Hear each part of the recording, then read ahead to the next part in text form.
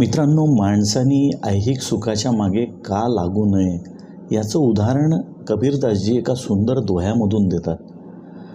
ते गुळाला चिकटलेली एक माशी बघतात आणि ते लिहितात, माखी गुड़ में गड़ी रही पंख लिए लिपटाए, माखी गुड़ में गड़ी रही पंख लिए लिपटाए, हाथ मले और सिर धुने लालच बुरी बलाए.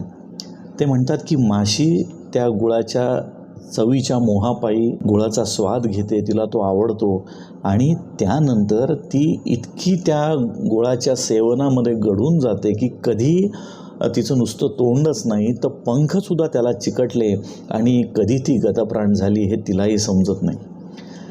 याचा एक मराठी अनुवाद मी असा केलेला आहे की माणूस फसला मोहमाई जशी गुळात फसते माशी, माणूस फसला मोहमाई जशी गुळात फसते माशी, वदन चिटकले पंख अडकले पश्चाताप उरे मनाशी, वदन चिटकले पंख अडकले पश्चाताप उरे मनाशी. आपल्याला हा दोहा आणि अनुवाद कसा वाटला नक्की कळवा. तोपर्यंत धन्यवाद.